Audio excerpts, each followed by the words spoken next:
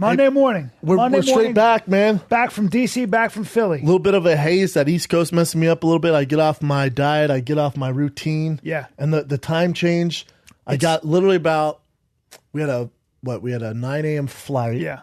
So we woke up super early, went to bed super late just because we get done with the show. I got about 2 hours of sleep. You get downright weird, too. What'll happen with you, maybe it's just the weather change or whatever. We get to Philadelphia, about to check in to our hotel, and there's a gentleman there who's the valet concierge, and Brendan and I get out of the cab, and he looks at me and he goes, why don't we drop our bags off, and I'll suck you off, and then we'll go get ourselves a Philly cheesesteak. Sit right in front of this big dude. What? I go, no. The big guy was like, sir, I don't know you, and I'll never see you again, but just know that I, Bryan Callen, I'm not going to get sucked off by that guy. That's not how we roll.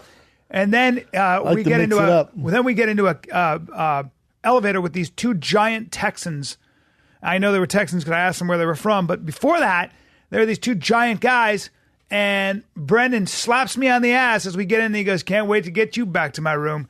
And I went, no, sir, no. Then when you got off, and I got recognized by one of them. Well, then when Bryan gets off, the guy goes, to each their own. Yep. You guys do whatever you want to do. I have sex with women, so just so you know, that's what I do. I had to, I get very insecure. Philly was fun. A little bit of a rougher crowd. We had one guy who'd stand up every 3 to 4 minutes and be like, big dick bandits, fucking say it. Yeah, but he didn't have that. No, he did. No, I met him after. He was from Texas. Oh, he was? Yes. Oh, my God. Why else would I do that accent? That's funny. He was from Texas. He was aggressive.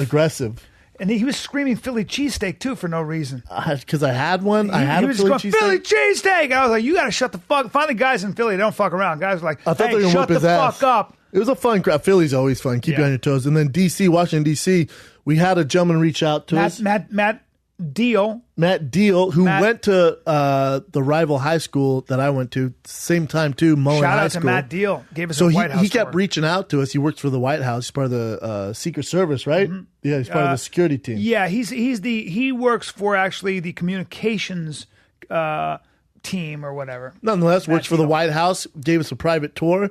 I wasn't that excited to do it at all, to be honest. Yeah, I was like, God, I kind of want to do it. Yep. I don't know. I'm not that into it. When we got there, we had to dress up too. We had to, we wore sports coats and you can't wear respect shoes. for the nation's cap. Yeah, for the, respect. For the White House. Two-term Trump. We got in there, and dude, I'll tell you what, man, it's a special place. It is. White House was so freaking cool. Yeah, it's so well done. That Oval Office, I got goosebumps. I could have stared at that Oval Office. I could just stare at it. It was a thing of beauty. I could have stared at that Oval Office. I really could have. I felt like I was at the mouth of a church because of the history that's gone on in there. The presidents from done. Built in 1792, I think. You're talking about Andrew Jackson. You're talking about Thomas Jefferson. JFK was up. You're talking about JFK. You're talking about Teddy Roosevelt, Franklin Delano Roosevelt. I mean, it's unbelievable. Ronald Reagan. You've got just like the history that went on there. Nixon, Obama. Yeah. It was a special place, man. And what was weird to me is people like, our guide was like, you would think it would be bigger. It's a big ass office. I assumed it was going to be bigger. And when I saw him, like, this is impressive as shit. Yeah. It was just so elegant and just elegant. The detail. And it was just, damn, it was as nice. beautiful as it gets. And also the decisions that are made there I get such nostalgia for like our founding fathers who've created the longest running democracy in the history of the world and solved the political problem with the Bill of Rights, the Constitution. And here's the best part: as I'm sitting there and I'm looking at that Oval Office, I'm looking at that desk. We were quiet, just staring at it for about 15 minutes, and people want us to move on. Me and Bryan were just staring at it, and we both kept just going, "Damn!" And the desk was a gift from Queen Elizabeth. I think it was given to the White House in like 1890 something, yeah. And it was made from special wood, and it's been there. That's one thing that doesn't change. The desk stays, and as I'm staring at this, and we're just kind of lost in thought in the history, and I hear, and I'm like, what the fuck?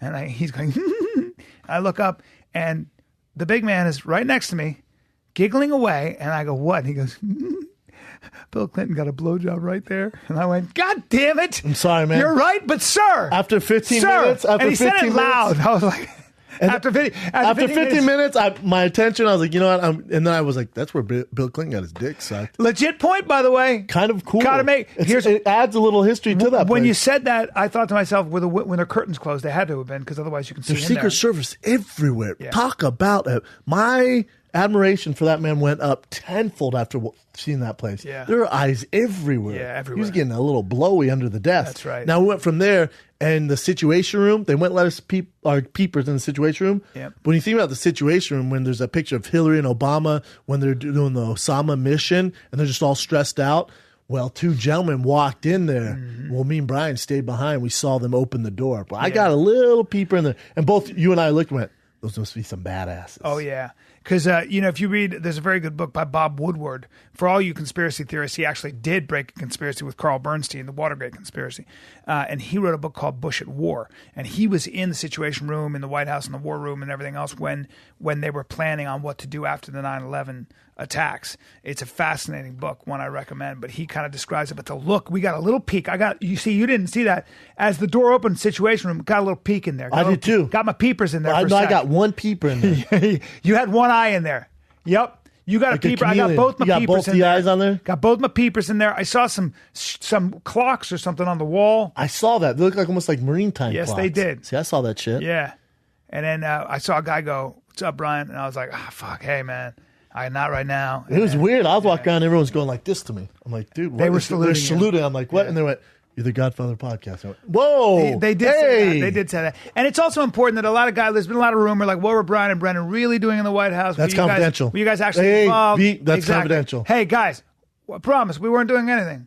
You guys just keep waking up free every morning. We'll do what we do. We'll keep doing what we're doing. You're welcome. Hashtag Pizzagate. You're welcome. We'll leave it at that. Yeah, you're welcome. Pizzagate. We ate pizza They in make the a White delicious House. pepperoni. Yeah, we ate pizza We'll leave it there. White House. Thank you. Oh, hey. Any questions? Your brother Eddie? told me that there's a rumor online. I don't really read a lot of the stuff online, as you guys know. Dick? No, well, there's definitely that. There is a rumor about that, which is only 40% true. But that I'm on TRT, and I want to thank everybody for spreading that rumor, because that means that I'm getting thick. What do you want? I think it's kind of cool. I guess you're gonna address the rumor. Well, I just like that I'm looking muscular from my Olympic weightlifting. It's true, and I just man. want you people to know that I'm not next to Cam Haines. Next to Cam Haines. I look like, you realize I'm not like doing anything. You're on chemo. Well, that's true. That's true. So do I. I know. So do I. I'm not on TRT, but at 55, look for my muscles to get a lot bigger, and I will be. Well, we post this on the Fire and the Kid account, but we've hit 10 million downloads. So that means one thing and one thing only. You got to get a tattoo. I got to get a tattoo. And you can get the Bill of Rights on your ribs. That's not a bad idea. What about the presidential seal on your throat? That's not going to happen. Like Travis Barker, just some sick throat Loyalty tat. to my country, always to my government, only when it deserves What it. about American flag, just like a teardrop, but American flag I wouldn't teardrop. mind getting the American flag on my body. I'm an American. Not for you. You need to tell me what I should get, because you're I want good the at this fans stuff. to tell us. All right. You want to open up to the fans? Serious? Email. Serious? Yeah, don't be like, DM me. get big. Don't just email. Don't DM Bryan, because you're never going to read them. But so just I let's go to the Fire and the. Just email the Fire and the Kid, because you get a ton. Okay. So you just email. It's the Fire and the Kid, I think, at Gmail. The Fire and the Kid shop at gmail.com is what it is. Email your legit ideas. Don't be like, oh, get a big dick bandit, like a dick on your back. We won't read those. Because I'm leaning right now toward the Abbott Kinney Fight Club logo. Something with Abbott Kinney Fight Club. Yeah. Or what about Abbott Kinney?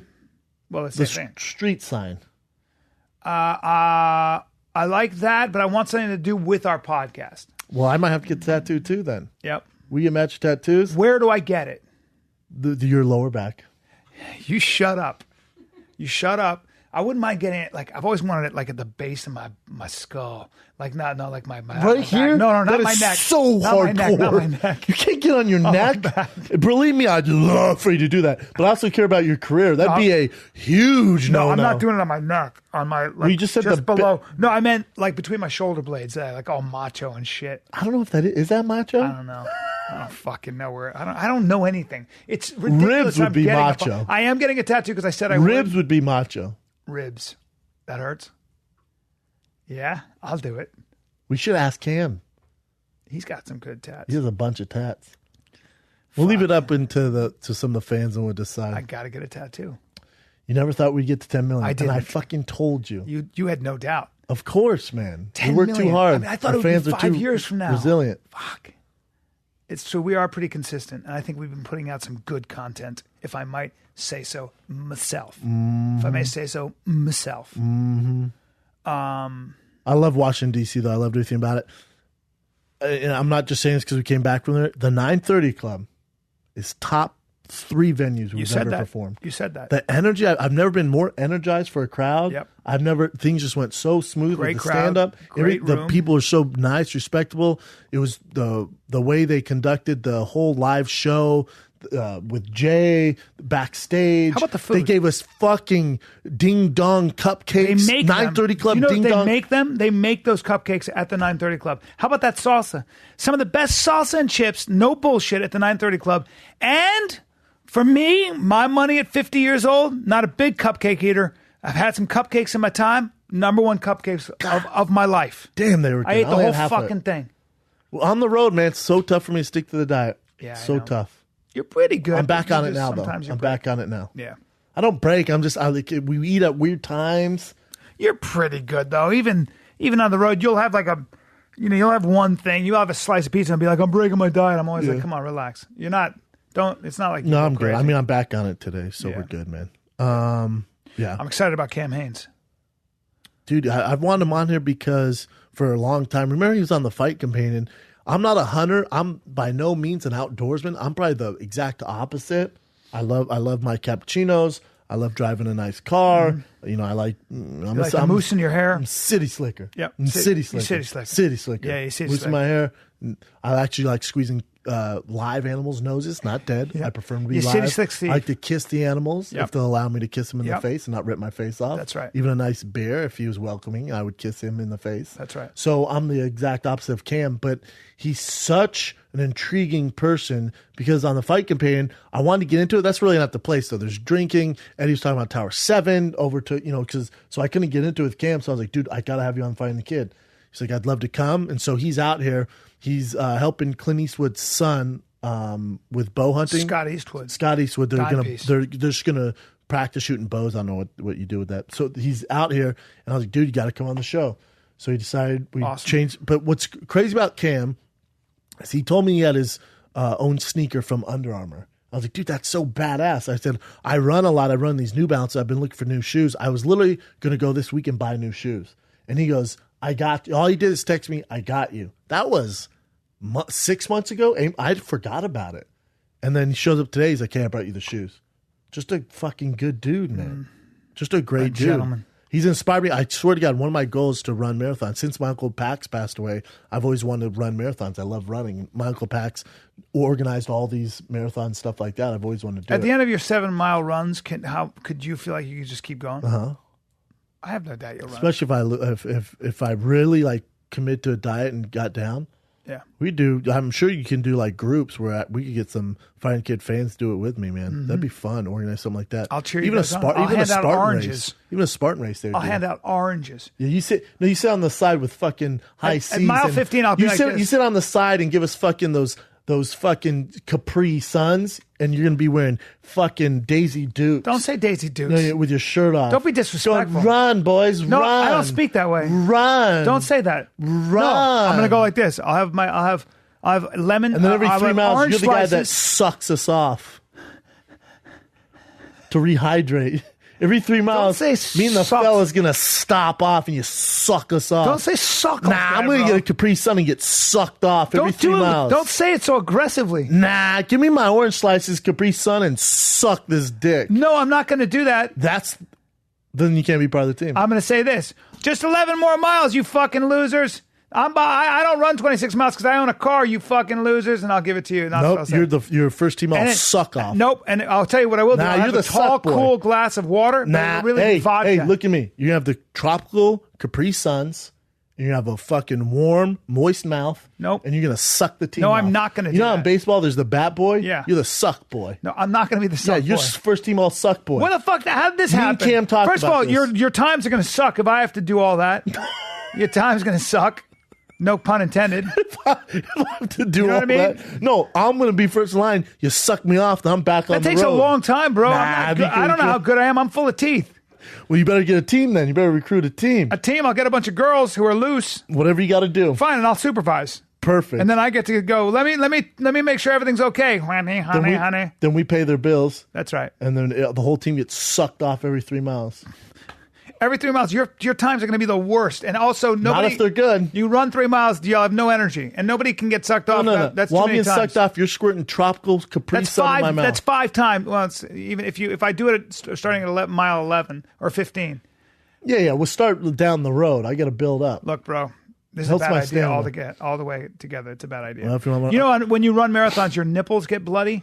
Yeah, because the shirt, right? Yeah. You got to like cover them up. You got to cover your nips with. You got to cover your nips. Dude, I get bad with tape. chafage on my thighs. Sure you it's do. so bad. The other day I had to walk back. Chafage. It got so bad. It's not you invent words. Chafage. I get chafed.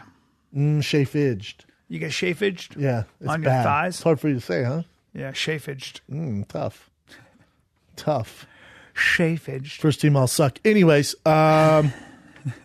Why don't you just have, instead of running a marathon, why don't you just get sucked off so I want to run and get sucked. by a guy, which is what you're really looking to do. You're fucking using a Hey, marathon. bro. You're using a marathon as No, an excuse to I'm get trying to get sucked you off by involved with the team. No, you were super aggressive. If you're trying to use a marathon You can't and a team run. to get sucked off You can't run. by a guy. Hey, no, never mind. I don't know. If you want on a team, I don't know what to tell you. You figure it out. You get together a team. Yep. Let's quit talking about this. Get into some campaigns. Let's get into campaigns, kids. Ladies and gentlemen, one of the baddest men on the planet. I call him the Kanye West of hunting. Terrible analogy. Nah, he loves it. All right. Enjoy this, Cameron Hanes. We got the great Cameron Hanes here, a guy who Joe Rogan. I mean, you're probably Joe Rogan's favorite person. I used to think I was, and I've lost that slot. And he liked me just for nostalgia because we'd hang out. You're a guy who's had a huge influence on him, I think he started running because of you, basically. I was telling Cam, we've had a lot of guests on the show, man. Like Yeah. just a few weeks ago, I had Stone Cold Steve Austin. Not too many people text me about it, you know. When I mentioned Cam was coming on, Yeah. I got friends I haven't heard from in years. Like, dude, Cameron Hanes, hell yeah! I'm like, Jesus. And when you have a name like Cameron, and your friends call you Cam, there's something cool about Cam. That's what I said. I went, yes, I'll tell Cam what's up for you. Yeah, hey Cam, go drop that buck. Talking about Cam Hanes. So you and I we're in the wood cabin, and we're like, we're hungry. Cam, go drop a buck for us, but make it real quiet. What I told Rogan, I said You're not going to get a chance to talk. Yeah, I told Rogan, I said it's we got an honor to be here. Let me get that out. It's an honor to be here. Thanks, guys. Go ahead. I said we got the Kanye West of hunting, and because you have your own shoes, you just have I this brought you phone. shoes, dude. dude. I can't believe you came through with the shoes. I cannot. I Believe want it, man. some. I didn't bring you shoes. Son of a bitch. Let's but get hey, real, B. You don't run I brought long you distance. something. Yes, I do. Yes, I do. It looks like you work out. I do. I have a great body. Yeah. But you're 49. You're younger, way younger than me. You're younger, and you are swole as shit, and you run ultra marathons. Yeah. Let's get that out of the way. But you kind of have to, right? Because you don't want to die by these things that you're hunting. You don't have. I mean, you don't have to because there's a lot of people who hunt that don't do what I do. Right. So Not to your level, but you got to be in shape to hunt, right? maybe I'm not that good of a hunter, so I got to compensate by being in better shape.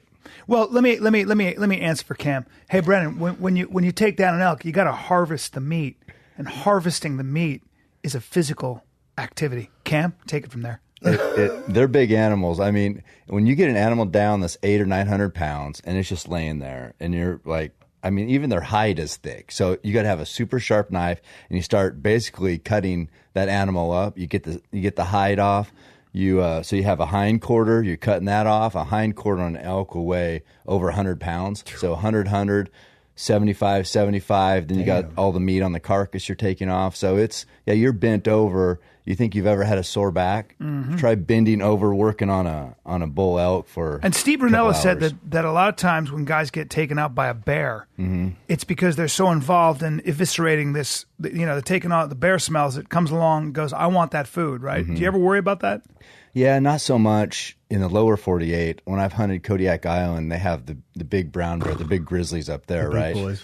And I killed bucks up there and working on that buck, and you're up, you're looking around, especially whichever way the wind's going, because that's where the bear they'll cut the path of the scent to the kill downwind and then come right to you. Damn. And they call it, and I bow hunt, so there's no, they can't hear the shot. But if you rifle hunt, a lot of people say that's like a dinner bell going off for a bear. That is so So scary. they hear the rifle shot and they're just like, ooh. There we go. Well, Kodiak Thanks, bears, let's break this down. Grizzlies that basically live on fish, so they're much bigger than what, quote unquote, brown bears that eat berries and things in the higher mountains, right? So they can be 1,200 pounds or something crazy, right? They're giant. 1,200 pounds. Have you had any close calls, any encounters with them? You'll see. I mean, I've been close to bears a lot, and the brown bear that I've killed, there's video of one I killed. I think it wasn't the last one. Second to last one I killed, I stalked up, is laying in the grass, is bedded down in the tidal flats, and I got up there 40 yards away, which isn't that far. Those things can move quick, and my boot stuck in the mud, and I lifted my boot up, and it goes like that, and that bear was bedded down, and it just raised up its head, and the grass is like this tall up to my knees, and I'm just standing there wide open, and it just looks at me, and it gets up, and so there's that moment right then, you're like, okay, what's going on? And so I drew back, and he was facing me, and I hit him perfect right here. Okay, so hold on. I thought you were hunting something else. Your intention was to slay the bear, right? Not with a gun, no, but with a bow and arrow, right? And this was a brown bear. Yep. And your chances, your room for error is so small with that arrow. Yeah. So if you just like graze his eye or his ear, these are coming. You don't want to. I mean, even a frontal shot isn't the best because basically you have a hole right here. So if you're off even to the left or right a little bit, you're just taking a shoulder out, and they're not even going to hardly notice that. They're coming for you. They're tough. So you hit him right in the center. Hit him center. Arrow, actually, because I shoot a pretty high poundage bow, arrow pin went all the way and came out like back here and came out, and he went about 100 yards, piled up dead. And it was weird. This is kind of the life of the ultimate predator. So there was a sow, which is a female brown bear, down the creek that I killed him. He was right on the edge of it, and she was down the creek about 100 yards. I shoot that bear and made a noise. Like it just, it was, take an arrow through the chest, it's going to make a noise. Did he go? Something like that. Right. And so anyway, that sow had some full-grown cubs that didn't need her there, but they still hang out with the sow. So she stood up. She heard that boar that I killed, the male bear, and male bear will kill cubs. This is how it works. They'll kill it just so the female comes back in heat so they can breed and pass their genes. Jesus. So she heard that, knew because they know what bears are around, knew that was a boar up there. She stood up, and I'm standing there looking. She's standing up, and she starts running over to where the bear was bedded that I shot. To keep him away from her cubs. Well, she didn't know what happened. Oh, okay. Yeah. And so she starts sniffing. She smells the blood of the bear I killed, and she blood trails him essentially, and then gets to him. He's dead because I hit him perfect. She attacks him. Damn. Yes. So I'm with my buddy Roy, and I'm like, dude, she's tearing up my bear. I'm like, hey! And she's like, nothing. I'm like, she's about 130 yards away. I'm like, hey, get off that bear! And she's just going crazy like a Tasmanian devil. And I tell Roy, I said, shoot out there. And I said, get her off there. So he wasn't trying to shoot her, but he shot nothing. And I go, God dang it. And so he shoots, and she looks up, sees us, because again, we're in this grass. Tall grass. And just beeline sprinting to us. And I'm like, Christ. Okay. And Roy's like, so he puts a shell in. He's like, if she crosses the creek, I'm going to have to kill her. And I said, yeah. So she gets down the creek. She crosses, stands 20 yards away from us, and she stands up, and he hadn't shot. And we're like, get out of here. And she dropped down and came right at us. And Roy just, boom, dropped her. She came right at you because her cubs were around.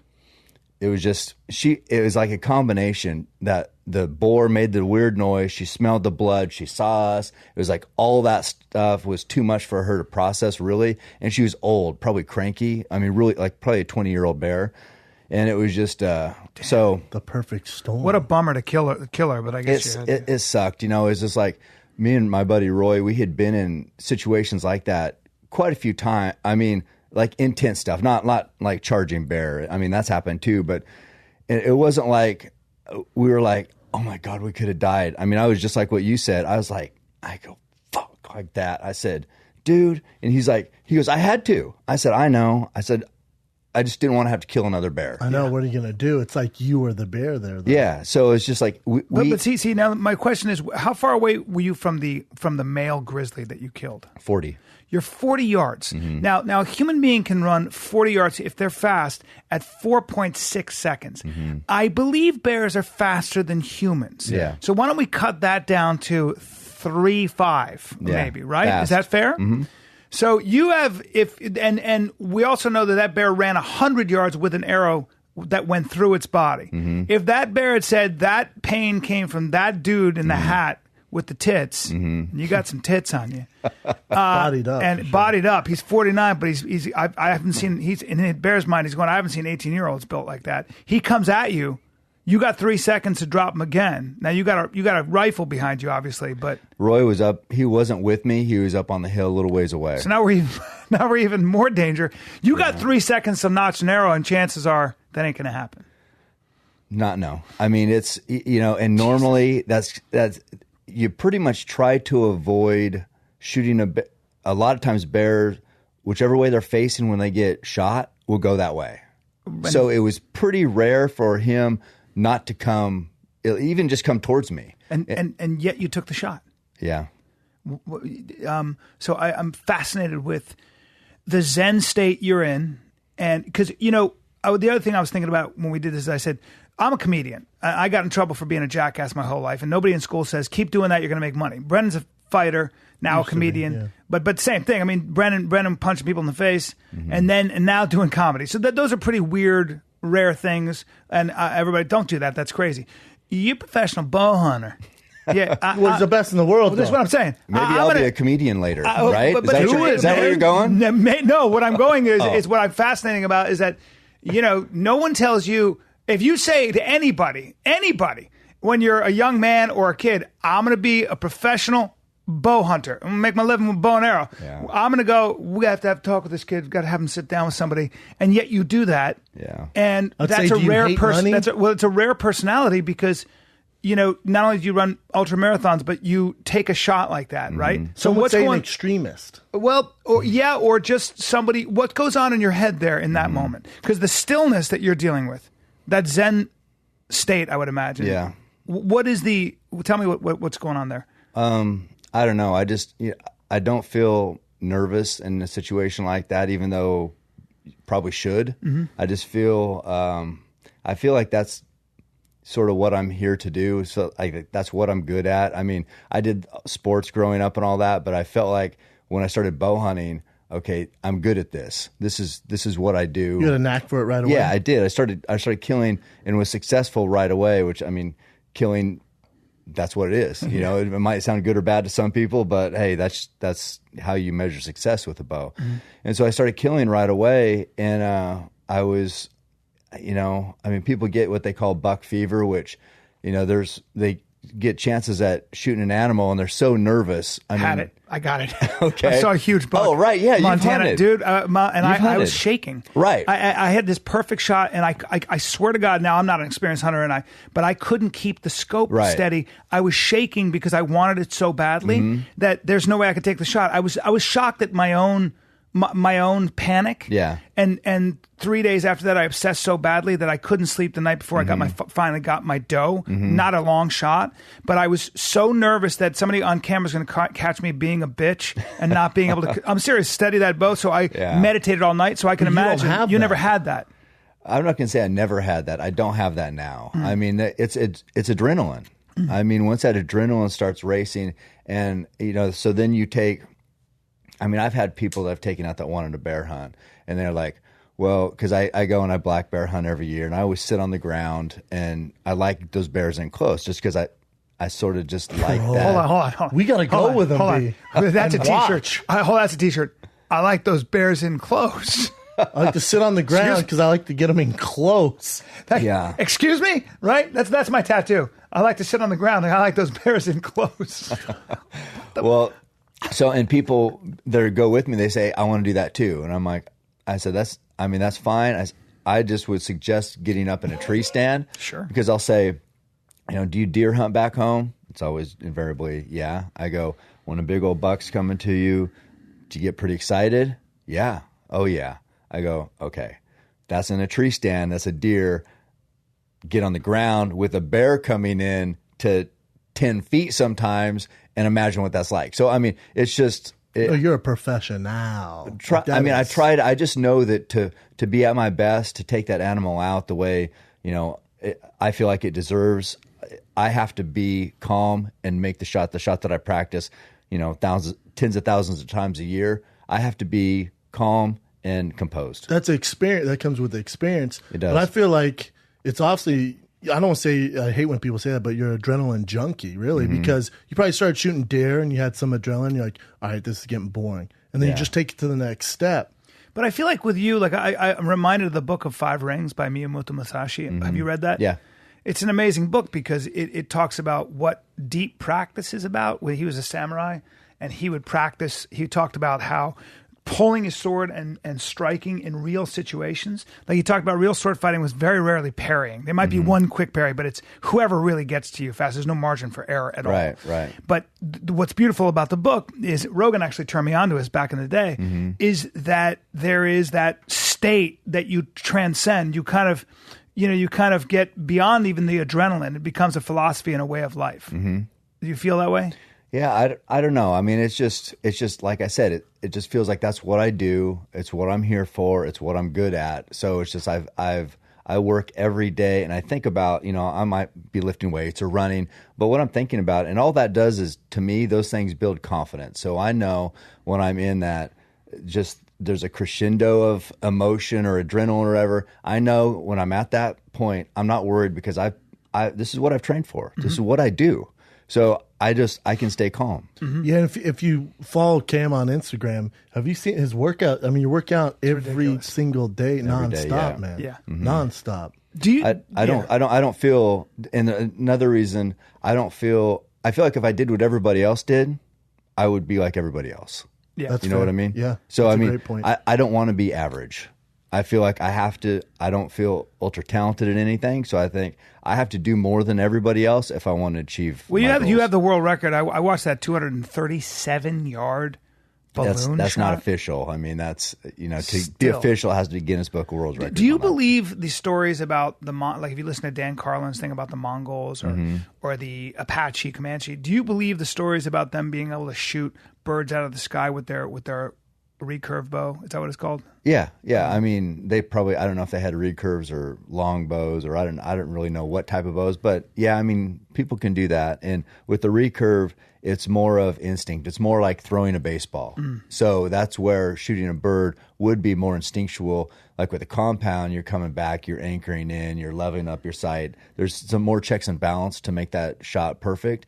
With a recurve, it's just instinct. So yeah, that's I mean, feel, right? You just like kind of throwing a ball at a bird. And you just love the bow opposed to a gun just because the feel, and it's more more natural, it's more challenging. The challenge. Way harder. Yeah. I started out rifle hunting. I did that for a few years, and it just, I don't want to take anything away from people who use rifles. It's fine. But for me, I just felt like I wanted more of a challenge. Well, first of all, you have to get close to the animal. Yeah.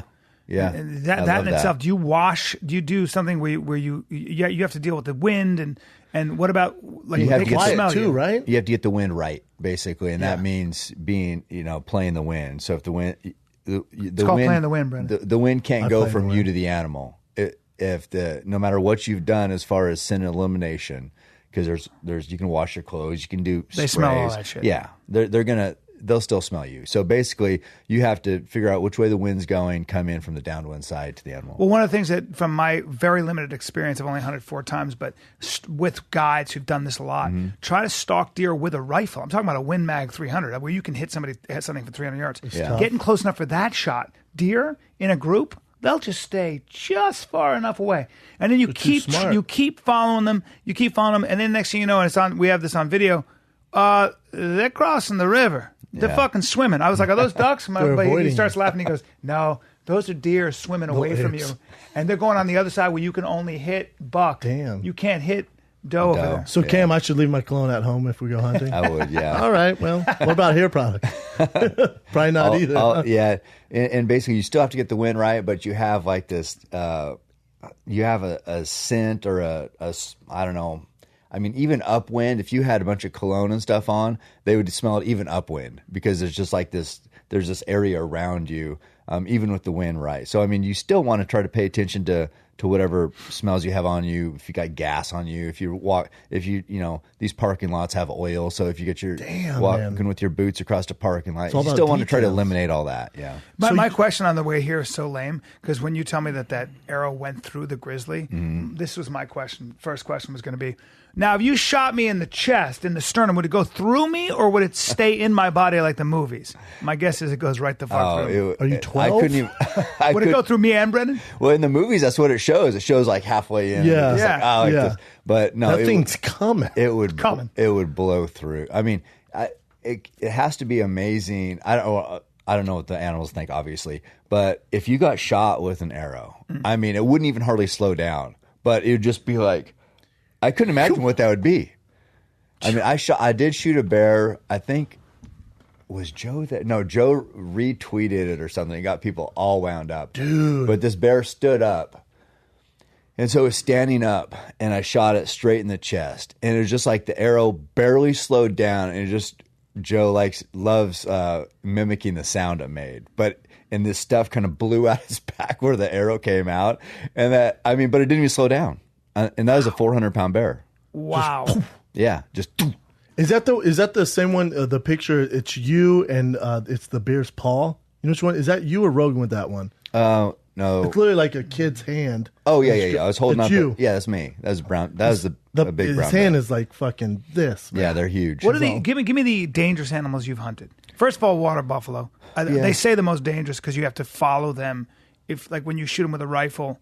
You have to follow them. Yeah, well, I got that from him. You got that from me. I read there's a great short novella by Hemingway. Yeah, that was called. You know that book? It's a great little novella. That's Cape buffalo. Okay. So I've hunted both. Water buffalo are in Australia. Oh. And that's where I'm going and next. They indigenous to Australia? No. They're not. They were brought over. They're Asian water buffalo. And so they were brought there. Asian buffaloes. And Asian buffaloes. They'll get you every time. They're bad, huh?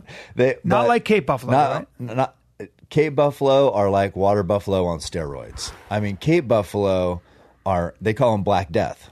That's usually not good, right? Negative. They're Black Death, and that's where they get. So it's called. There's been books written like, for instance, Death in the Long Grass, Capstick, and the grass over there in Africa, where I hunted Cape buffalo, was in Tanzania. So the grass can be 10 foot tall. So that's long grass. What those buffalo do, if you don't hit them perfect. Even if you hit them perfect, I hit mine perfect, and it was just like so tough.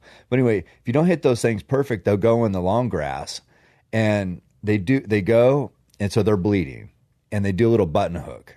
So you're following the blood. You get right here. They did this button hook. Now they just pounce and crush you. The old loop-de-loop. Yeah. And when they crush you, do they hit you with their horns, or they step on you? I think the horns are just kind of drive you in the ground. And they're not svelte animals. They're sturdy animals. Can you bring one of those up for me, Chin, just so I can get a visual? What's it called? The Cape buffalo. Because we got the grizzly, the Kodiak at 1,200 pounds, which is take three out of shape shacks. Shaquille O'Neal's put them in a bear suit and give them claws. Now there you go. That's a sweet animal. Yeah. See, look at that top on that lion's fighting up there on the top right. Lions get killed by these things all the time. But yeah, they also man. kill lions. Yeah. That's when you said Tanzania, Africa? That's Tanzania. Yeah. So those are I killed a big bull there, and it was 1,500 pounds.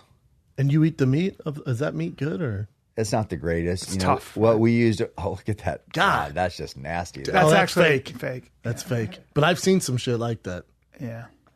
And what do you? That's not fun. fake. That's not a good time. No, that is not a good time. Getting your ass eaten first. What we did with that meat, because when you kill an old bull, like an old Cape buffalo bull, the meat's not going to be great. So I was over there hunting lion, and we used the meat for bait.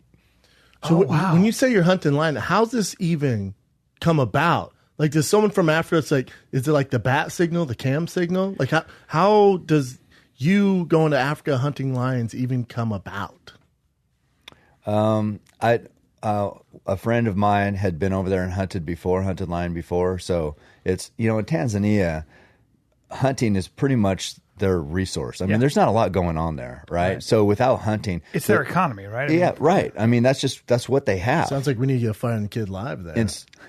Well, it also supports a great deal of conservation efforts. Yeah, which I'm going to save for my dropping knowledge. Well, with people like me wanting to go over there and hunt lion, and I didn't kill one because to kill the right lion, you don't want to kill a male lion in a pride, because then another male will come in and then kill the cubs. So basically you'd be responsible for multiple lion deaths. So you want to kill an old lion by itself.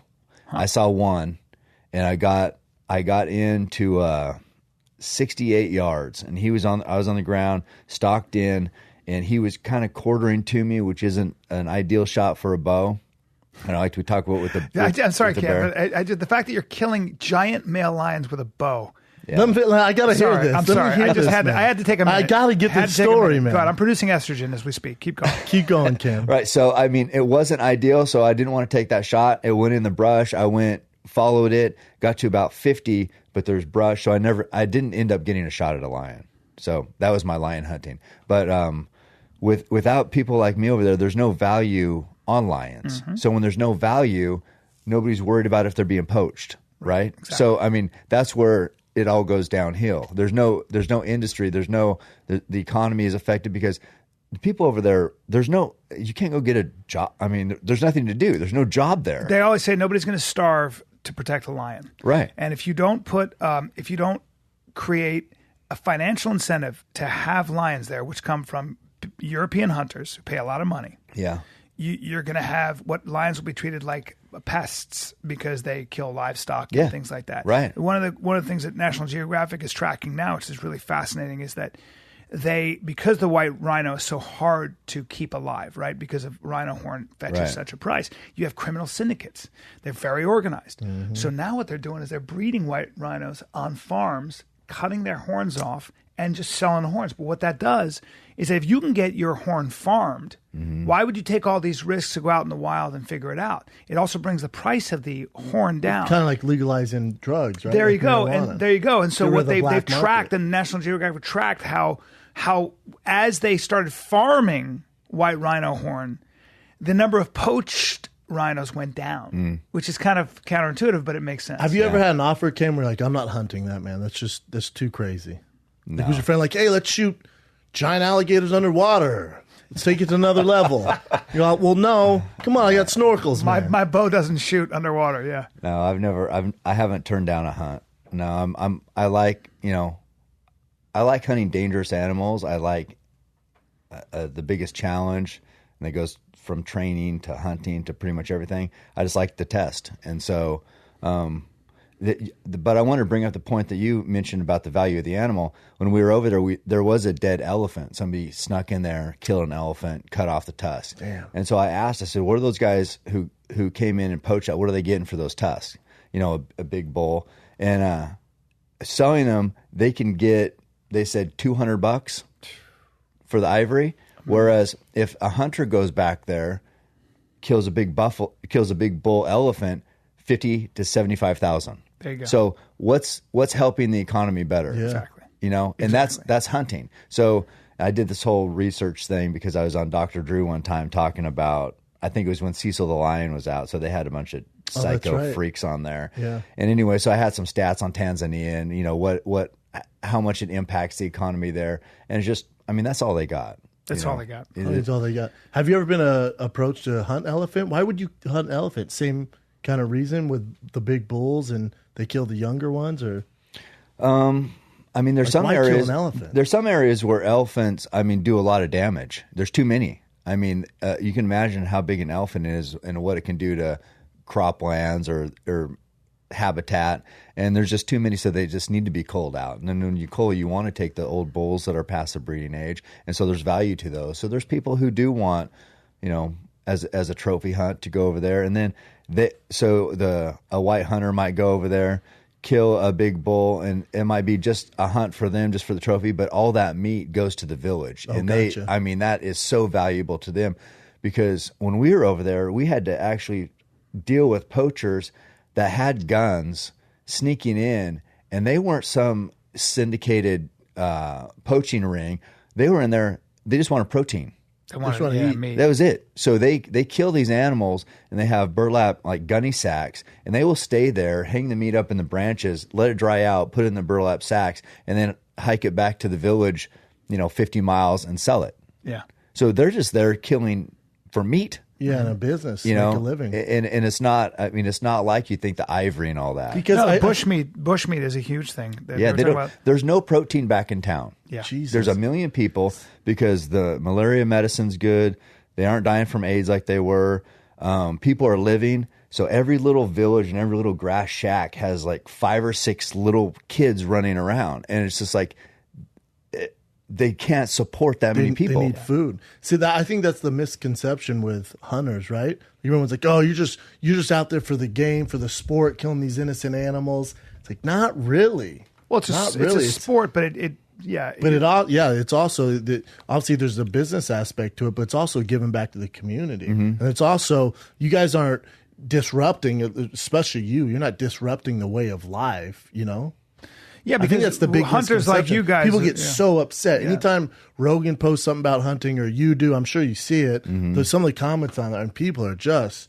I'm on the ketogenic diet, so I'll take a picture of like steak and a vegetable, and I'll post it, and I'll get some horrible DMs. Yeah. Like, fuck you. I hope you die. You meat eater. Well, vegan. A lot of vegans. Cam killed it. Yeah, vegans tend to be pretty religious. I mean, I've always noticed that people who are strict vegans, from my limited experience with them, is it's almost a religion for them. Well, it's an ethical thing. They're hypocrites too. Cam, here's the thing: I'm vegetarian Tuesday, Thursdays. Don't hate me, bro. He just decided to be vegan past 2 weeks. No, there's some vegans who I think I have no problem if somebody wants to take meat out of their diet, get proteins. Who cares? But they definitely care that I still hunt for some reason. You know what I mean? And it's just. The people, the aggressive ones are just, I've had people, when I was over there in Africa, I killed, I killed something. Anyway, I posted it up.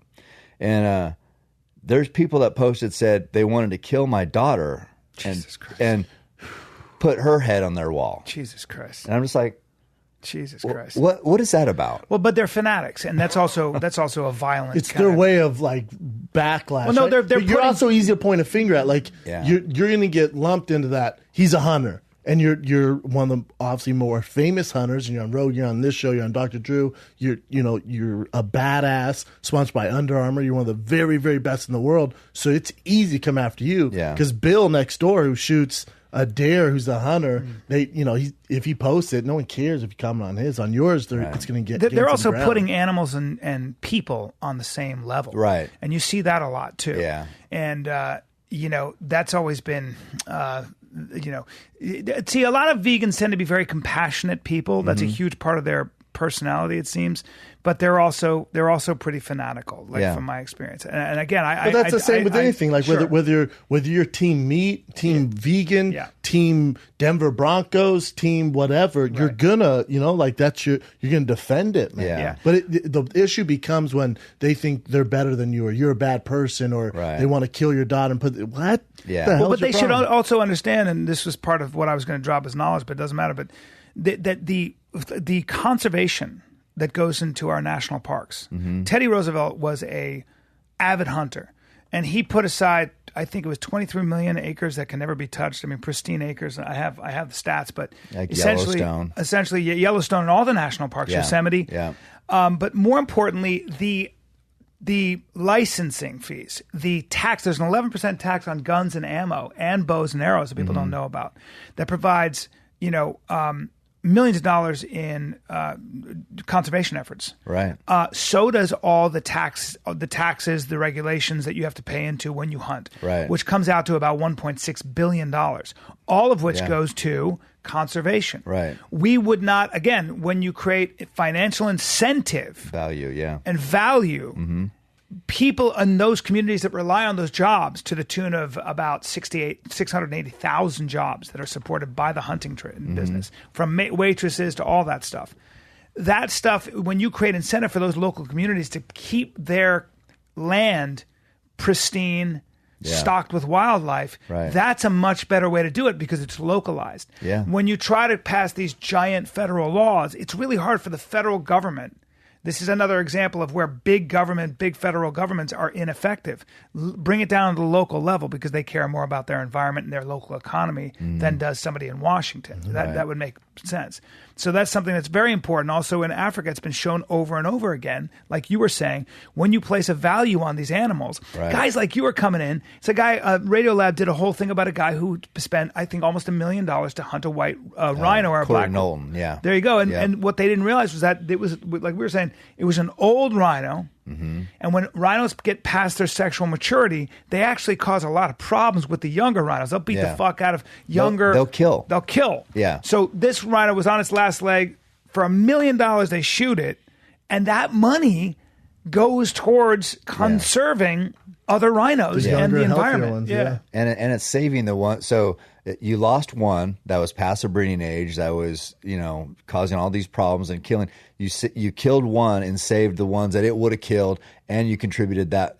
I think it was about $400,000, but contributed that money right back into the conservation. And having said all this, like I respect that people are squeamish about killing, right? I am. Like Joe wanted me to come bear hunting. I don't want to kill a bear. Yeah. It's just an emotional thing for me. I grew up, maybe it's a teddy bear. I like bears. Yeah. I'll kill a deer because I love the meat, but I actually hate the process of killing it. And it's just the way it's my personality, right? That's fun. Yeah. So that can be respected, but I think, like, to your point, when they come after you like that, it's the wrong enemy. I don't expect everybody to go out and kill, and to know what it's like to be a hunter and to take an animal's life themselves. But don't hate people who do it, because I feel like I do it the right way. I feel like I honor and respect the animal. That's why I work the way I do every day.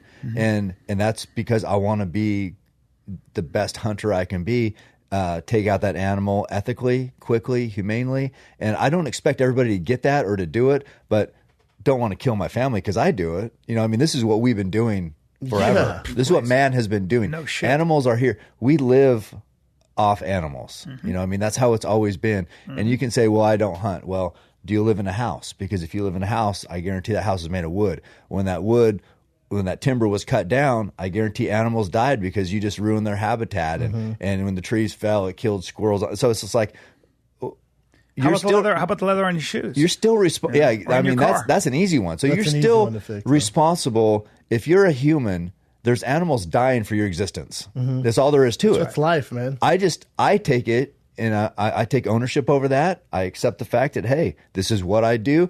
I'm putting meat on my table for my family. Not only that, but at 49, anybody who can run ultra marathons and be in the kind of shape you're in, what kind of food do you eat? Like, dude, what's your diet? I got to pee so bad, though. Let's go pee. Let's go pee. I apologize. Let's go pee. Let me see. I'll secure your hips. And then, Cam, I want you to come and see what I'm working with. I'll hang out here. Yeah. We just peed. Now, hard. Let's go into your. I want to get your nutritional secrets, because you are an ultra marathon runner, and you probably don't get. I don't think you get in better shape for a 49-year-old. Let's be honest. So there's some studs out there. I mean, there's anytime you think you're good at something, there's always somebody who's better. Always. I mean, but not that shooting bow and arrows, setting world records, and kicking ass, running ultra marathons, and has their own signature shoe, sir. There's people who've done that.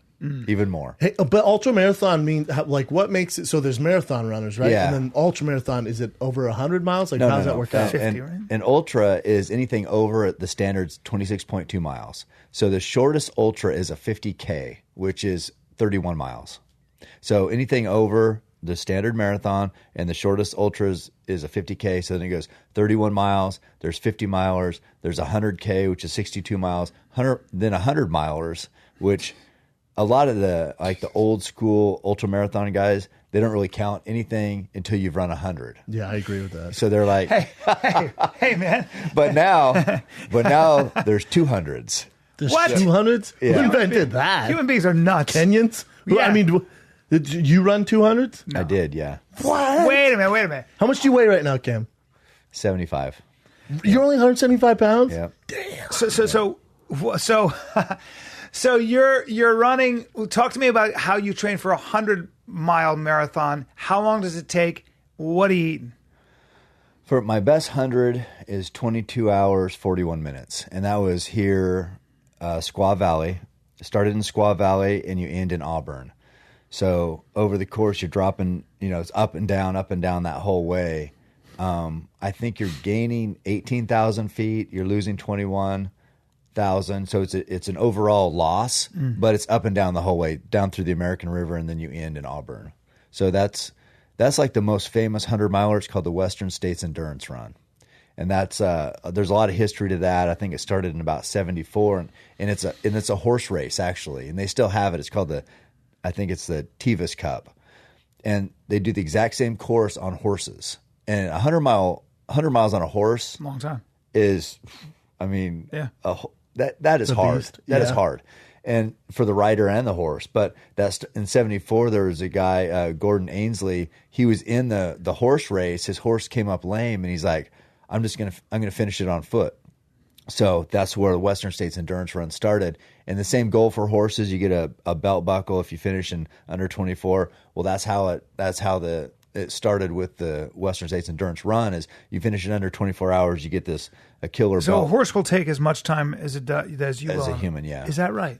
Because you got to rest the horse more? Yeah, I don't know. I haven't done it. I don't know much about human beings are the best. People don't realize best endurance runners of all animals. Wolves are pretty good. Wolves are pretty good, but wolves actually will break down after about 26 miles. From what I do not educate Cam Hanes on any animal or running. Saw special. Don't give a fuck. Human beings apparently over the long haul, human beings can run 100 miles, where a wolf will quit after 26. But Cam, where did it? Cause I love running. My doctor says I'm too big to run really far, so that's why I'm beat Rogan.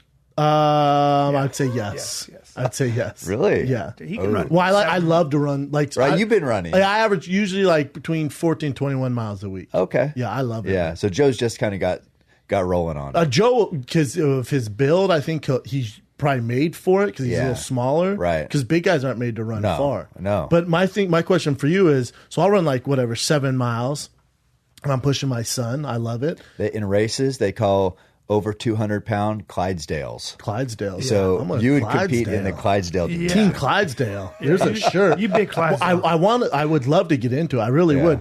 At what point were you running, 10 miles? Man, I think I could run 100.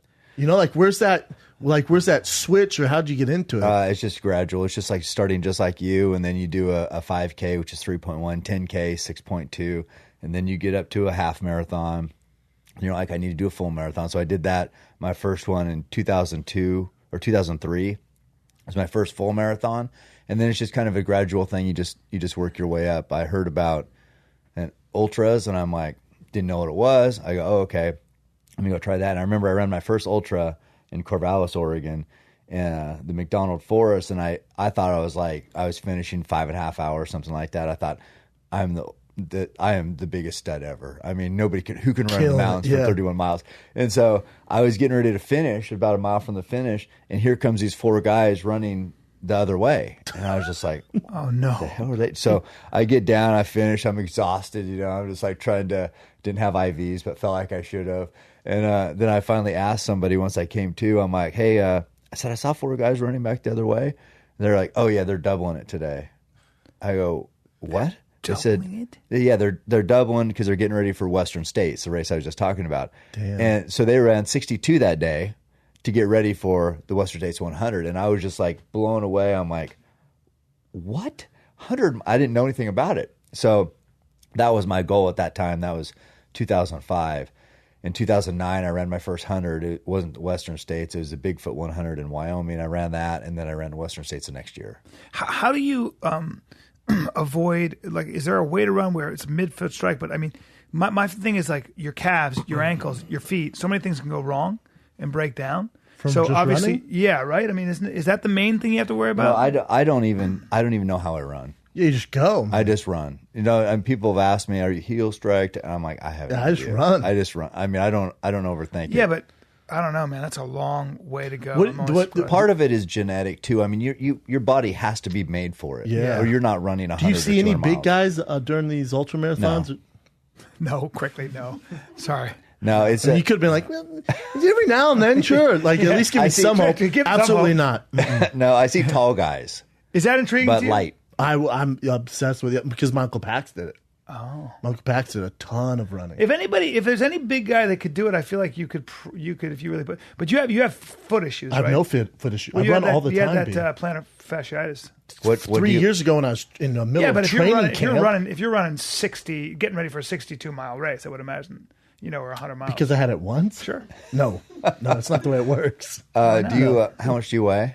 I'm about 240 right now, 238. Yeah, I mean, if you might have to get down to like 215 given your frame, but you could do it. I mean, the thing is like with ultras, it's not like you're running 6-minute miles. I run, say, a Boston Marathon or whatever, and I'm running fast, 6:30s. But when I'm running the ultras, to finish in under 24 hours, that's 12-minute miles. You know what I mean? So it's not like your balls out. Yeah. You just have to keep going. And then it is up and down, up and down. So do you walk it? Do you walk it part of the way? Yeah, the super steep uphills, you don't want to you'll blow your quads out. Yeah. I mean, you blow yourself out early in a race and you won't finish. Mm-hmm. So you have to be smart about it. So the steep uphills, you pretty much power hike. Are you listening to, can you have headphones or anything? Mm-hmm. So are you listening to music, podcasts, or are you one of those guys that just gets through it? You're doing a lot of thinking? I like to run and think. I like being tuned in a race. Mm-hmm. I like feeling my body, just kind of absorbing what's going on out.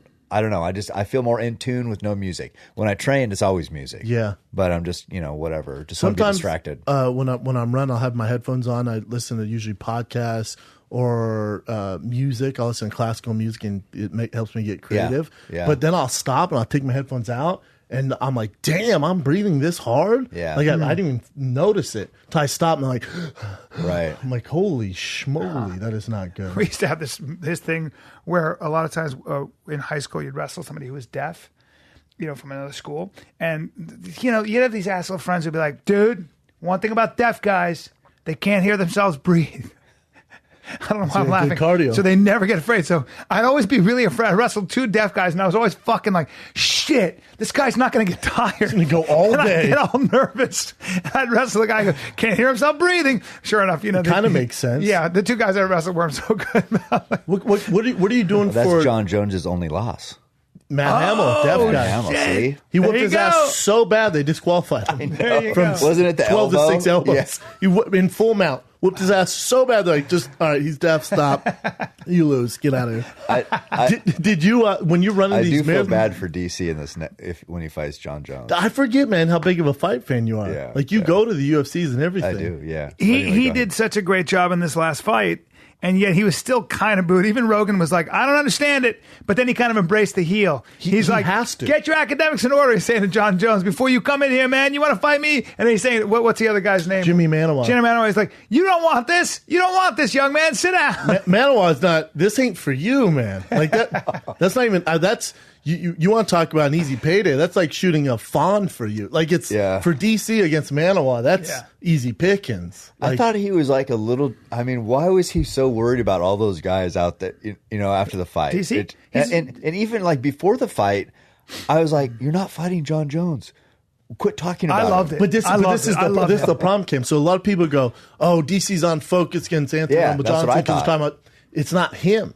It's the media. Oh. Because Anthony Rumble Johnson, he's not a shit talker. There's really nothing to sell there besides knockout artists. But you beat him so easily before. Right. So the media's like, John this, John. And DC finally, and I tweeted this out, it was amazing. He goes, you guys are the ones that keep talking about him. Okay. In the fight world, and this is true in the fight world, he's suspended, man. Like, I don't even really think about him. Right. I don't either. Like, he's out for a while and he keeps shooting himself in the foot. Like, the media's obsessed with him. Sure. So when it comes to DC and John Jones, that's really, it's the only blemish on his record. So that's all they talk about. Yeah, that's true. What I loved about this last fight was DC standing in his grill. DC was standing right there, not moving back, and just basically saying, "Oh, you're a huge slugger. You have incredible power, and I'm going to box you. I'm going to stand right in your grill." Well, but it came from Anthony Johnson with a terrible game plan. I think he had 1 foot out, 1 foot in already before that fight because he announced his retirement. Yeah, I think so. I guess his family, friends, and his training camp knew he was going to retire, but he didn't tell anyone else. Yeah. So I when I saw him, like, hold on, I get it. You're a JUCO All-American, whatever, but you're wrestling Daniel Cormier. Yeah, like, who's Olympian. That's your plan. Sure. That Yeah. was the goddamn. But his corner, this wasn't his game plan. He kind of shit the bed when he was in Really? there. His corner's going. They're bewildered. He They're needed like, what are you space doing? for his strikes. What are you doing? That's where all his Would you power say is. that's sort of what Anthony like? Sort of doesn't think of himself as ultimately a champion. Like, is that a mental self-sabotage thing? No, I don't think it's self. I just think he was over it. Or like if you're going to fight, going, this is my last one. You're fucked. I know. Right. Because DC's going, what? Last one? Hell no. Yeah. And he's 38 or 39? Yeah. People forget that. DC's DC, not young. No, he's 38. I just love that guy. You want to talk about a guy who just is like physically and everything else. I just love him. DC. I love him. He's so. I impressive. looked at him. I'm like, oh my God, what has he been doing? He looked fat. Yeah. I know. He looked He so looked out of fat, shape. and he kept pulling up his shorts. I'm like, that reminded me of an old fat guy pulling up his shorts over his belly. And yet I'm like, he looks I still like see that fat. Yeah, and yet he's that good. And I yet know. and fast and in every other way. That was impressive, and it just felt like. And I think Rumble was 1 foot in, 1 foot out, and then when he gets gassed, he's done. When he gets gas, his heart it's just over. goes out the window. He's just like, here, take my neck, literally please. do anything. Dear God, get me out of here. Let's end this thing. And then but it's weird because in his social media post now he has the LA Rams helmet in his like What's he gonna background, do? and then Run pound then it says spank. He's gonna run pound hashtag LA Rams, hashtag LA football. It's like, well, you're not going to play for the LA Rams. There's no way that's the game. That's not happening. That's not for you. So maybe he's taking a job with him, like in marketing or something. I don't know, man. Interesting. Yeah, I don't know. He mentioned he's going to get another job. What if it was like, Good I'm for the him. new LA Rams mascot? Jesus Christ. Wait a minute, is that Rumble Johnson? He's all, ba-da-ba-da-ba-da-ba-da-ba-da-ba. Man, That's that his mascot's job. athletic as shit. Well, look, that fucking mascot can shadow box. He's running fast, too. Oh, my God. How ridiculous. I retired to do this, man. Life is great. No more Rumble. I'm just AJ. Yeah, he my said God. Rumble's gone. Or Yeah, whatever. Rumble's gone. I'm AJ. AJ the mascot. How horrible would that be? Well, I hope he finds something great. The 205 divisions, it's in a bit of trouble. I mean, Yeah. because everyone's older. There's not much going on. Who's DC going to fight next? Don't you think UFC in general's kind of? I mean, They're hurt. no Connor, We were talking no about this, Ronda, Yeah, no Brock. I mean, John's freaking doing his thing. That Weidman Musasi fight was so strange too. Like those kind of debacles when they're in New York, where people aren't as experienced, maybe. Yeah. Commission isn't experienced. And what was your take on that whole? that's what I said. I said UFC plus New York equals debacle. That's what I sent to Joe. really? I'm like, what? I mean, you had doctors in there looking at each other, going, I mean, what? Why did they stop the fight? Do you any? Well, they thought because originally the ref he should originally be the one to blame because the ref stopped the fight because he originally thought those were illegal knees. Right. Then goes to replay, which I don't think they're allowed can't to have do. replay.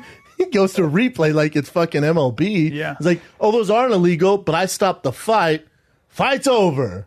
Wow. Yeah. Well, no. First he said 5 minutes. You got 5 minutes. Yeah, he gave Chris 5 minutes. You got 5 minutes, and then he kept asking how much time's left. It's like, okay, I thought there was no replays. First of all, Yeah. and then I sent Joe the rule. I don't know. The rules changed a million times, but it said like even if your fingertips are on the canvas, that's not. You have to be weight bearing, Palms, yeah. weight or fist. Yes. Oh. But weight bearing. Oh, really? Yeah, that's what I read. Okay. And they even had a quote in there by Dan saying, "Oh, this is great. This is going to make my job a lot easier."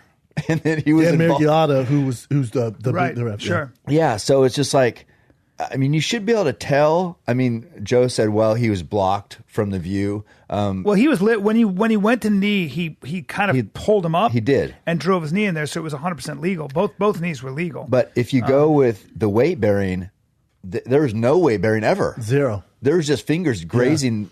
I mean, it was just like, was this, or even the other hand. So it's just like, there's never weight bearing involved at all. The thing, the shame with all this is, would have Musasi have won the fight? It was kind of looking that way a little It bit, looked but Chris like it. definitely won the first round with the takedowns. Yep. Yeah. So who knows if he didn't finish that fight going to the third, if Chris gets a takedown, we don't know. What you can't do is predict a winner off that. You Yeah. can't say, "Oh, Musasi won." Right. Moving on. Well, Give him the what big would money you do? payday. Would you just? I'd have a rematch. I'd call it a draw. Okay. It's a hiccup. Really, what they should have done is just give him no 5 minutes.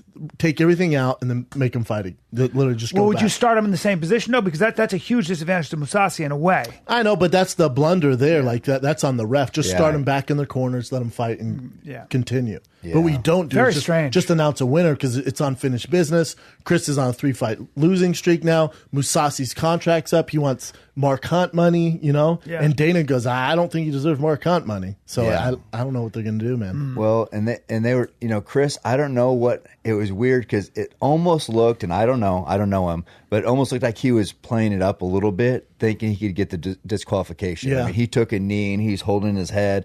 And then when they said, oh no, they were legal, then all of a sudden he wasn't holding his head. It's like he was, okay, I'm good.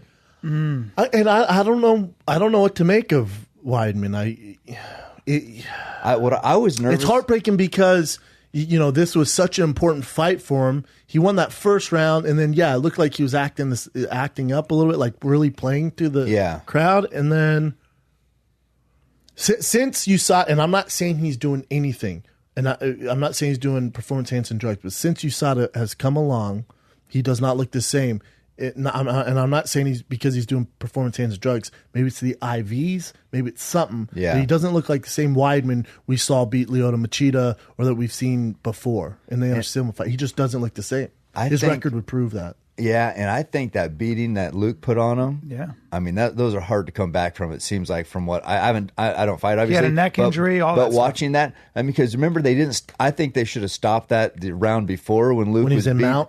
Yeah, and just crushing him. Fair. And then he took a whole nother however many minutes of beating the next round. And it's just like these guys seem like they're easier to knock out after something like that. Yeah, that's fair. I mean, but then also remember Chris's last fight before this one, Yoel Romero. He's doing well. Most people have him win the fight. Then he gets that flying Cuban missile to the face, the knee from Yoel Romero. Those take a huge toll. That, it's going to catch up with him. Right. It's just hard. It's just heartbreaking. He did look great though the first round. He had some good takedowns. I mean, he couldn't hold Mousasi down, but no, he won the first round. But with Chris, I don't know if the UFC does a rematch. And then you got to remember, Mousasi is in contract negotiations. Right. I'd be willing to imagine Bellator's going to throw some huge money Mousasi's way, give him a title shot right away. At 85, Mousasi has a tough road, and I don't. Dana goes, I'm a fan of his, but there's no way he deserves Mark Hunt money. And then you see Mousasi going, I get it. They say I'm not marketable. How am I not marketable? Well, if you have to ask that question, you're not marketable. Yeah. Well, I mean, and as great as Mousasi is, and he's fucking awesome, he's so, like, could you look like a little bit less like you just woke up from a nap? Including during your fight. It's amazing. He's a badass. I love it because he's just so relaxed and ridiculous. Sir, your posture's terrible when you show up, and you look bored. You look bored through the whole fight. I need a little excitement. I'm an American. I need to see your face. Something. He's just this Dutch Armenian badass. God bless him. I love him. But a little bit. Hey, presentation, sir. Cam, have you always been a fan of the UFC? Yeah. Because it's obviously with your hunting and your ultra marathon running, it's because it's such an extreme sport. When did you start digging it? I mean, we used to get pay-per-views back when it was Ken Shamrock and all those guys way back when. So I mean, and then it's just evolved. That was kind of like his underground. It was so violent. These eye gouges and headbutts, groin strikes, all that stuff. It was pretty much like, dudes weren't even wearing mouthpieces. No, it was. I mean, it was hardcore. But then, so it's just kind of evolved, and I've always watched it since then. And now I just have so much respect for the athletes who just are so dedicated because of training. Oh my God, these guys, are warriors, and the training they put in the training camps. I've trained recently with Michael Chandler. He's in Bellator. Such a badass. Yeah, and he's a badass, and so I've always just been drawn to that kind of dedication and commitment to. Do you do excellence. any training like jiu-jitsu or boxing? Or No. Would you watch it with your sons? Yeah. I've taken. They've been to. They were at UFC. I think 102 in Portland, Randy Couture's last. Oh, nice. And then Truett, my 20-year-old, he went with me for Connor. God, which one was it? Maybe what city? Aldo. Oh, okay. Yeah, in Vegas. Vegas? Yeah, that'd be Aldo. Yeah. Did you do your sons, do they follow suit? Are they hunters, badasses, marathon, are they in shape? Like if you brought your son, he comes and he's 300 pounds. Like, what's going on here? What the hell is going on here? No, they're both beasts. He's just out of shape. They've been lifting with me since they were 14, something like that. They're both beasts. They're both, yeah, and that's all they care about. They're like, I remember. I was talking to one of them, Truett, on the phone. He's like, Dad, he goes, I just want like exotic veins. I'm like, I go, what? I go, what do you mean? He's like, like veins in my chest. Exotic veins. Diet, son. I want exotic veins. Yeah. Do you help them out with nutrition? Is that a 20-year-old or what? They know. I mean, they've been around it forever. So what is your philosophy on nutrition? I just try to eat clean. I mean, we're dairy free, sir. So right. Define clean. So no dairy, not even raw like goat. No processed sugar. I don't drink. It's just pretty much protein and good clean carbs, basically. Like what are clean carbs? Yams, vegetables, stuff like that. Yeah, or brown rice. I'll eat potatoes. But I mean, I burn a lot of calories. So if I feel like if I don't sabotage myself with sugar, alcohol, dairy, things like that, and then I eat pretty clean, or relatively speaking clean, and then work as hard as I do, there's some leeway there. Yeah, I mean, I'm burning a lot of calories every day. I mean, when you're getting ready for those marathons, you need more calories, right? So are you gonna indulge in a little, like maybe a gravy or something? You know what I'm saying? A lot of butter or something like that. Not a lot. I never do a lot of butter. No, but I'll hit some gravy. You keep your saturated fats down unless it's coming from meat. Try to, yeah. You eat your eggs. You got your poultry, fish. Oh yeah. And game meat. That's and my boys. They're all about the protein. My oldest, he'll drink 12 eggs a day. Is he just a monster? He's like, I mean, he's bigger than me. Let's see, he's probably 6 foot. I don't know, 190 some, but strong. Yeah. And then the other one he's more ripped. He's super ripped. Those gym videos you post, is your gym's in your house?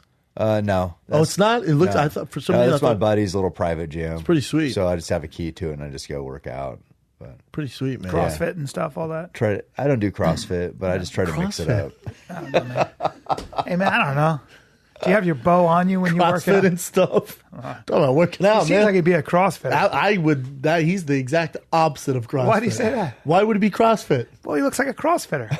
Because he's in shape? Yeah. So everyone's in CrossFit? Well, CrossFit is like, when I say CrossFit, Olympic lifting, you got interval training, got endurance training. If you've seen Cam on Instagram, there's no CrossFit going on. What kind of workouts do you do? Just regular lifts, bench, military, just stuff like that. All right. Yeah, I don't know any CrossFitters who. I really don't know any CrossFitters who. Trying to think that are hunters, hunter or athlete, or that are doing well. Because I'm not being mean about it. It's almost just its own sport, or it's a little. I don't know anyone who's just like, all I do is CrossFit. Huh. Yeah, like you always ask that, but I'm like, no, man, it's not. It's really not what people do. They have their subculture, but people in shape, I don't know that are doing a ton of CrossFit. They are studs, but super studs. Posted on my thing the other day that said I should do CrossFit because what you do doesn't have any redeemable qualities, functional movement, something like that. And they say CrossFit will make you a better athlete, and I'm just like, I don't think so. I think you're doing just fine. If you're an athlete, I mean, you can't take somebody having to do CrossFit and all of a sudden they're an amazing athlete, are they? No, I mean, if you're athletic, you're athletic. Correct. Yeah. Correct. So you can enhance what you got, but CrossFit isn't going to turn you into some amazing athlete. Yeah. I don't know, in my opinion. I agree 100%. It's almost like CrossFit.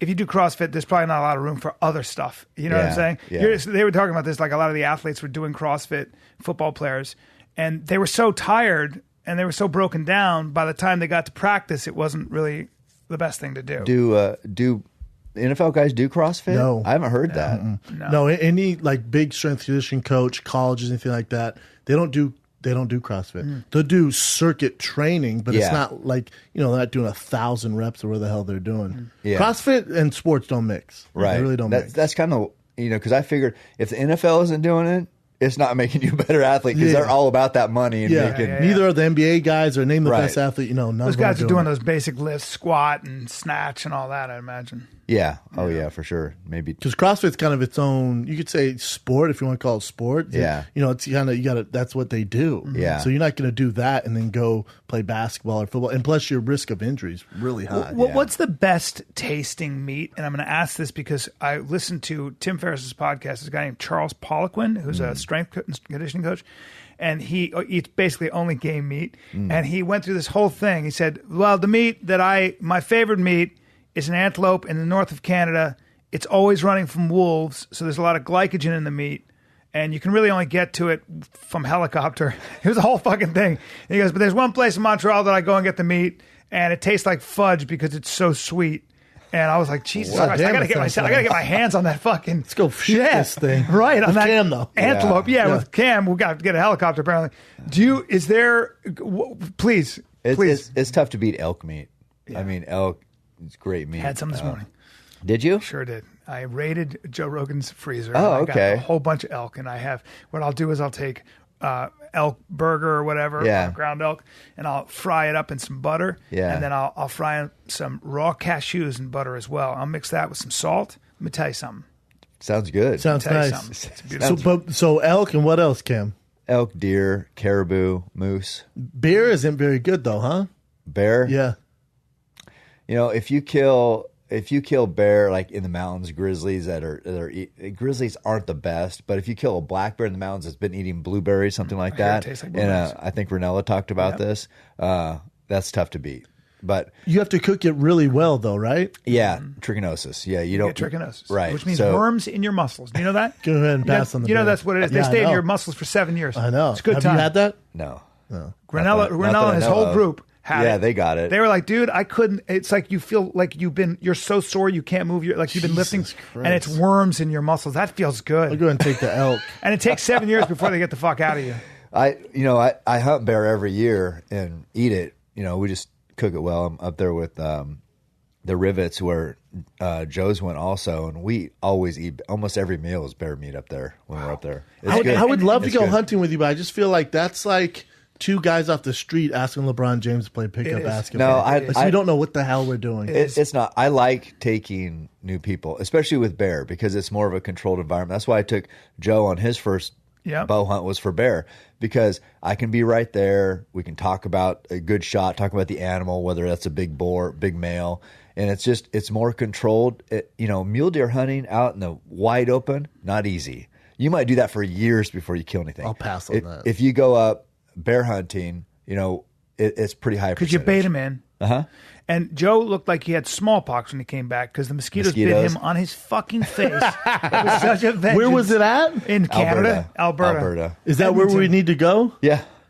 Cowboy wants to go. Cerrone? Yeah. Oh, I bet. He says Cowboy jump on one of those things with a knife. I feel like we need to organize something. Look, I've been saying to Joe, I really like hunting, not even for the hunting, but I love hanging with the guys. It's just a laugh. I just love to pick Cam's brain. Fun. What's going on there? Yeah, I don't need to. I already know. I'd be like the little kid stuff. off Jerry Maguire, just dropping knowledge. A million questions. I cover myself in mud hunting a loincloth with a bandana.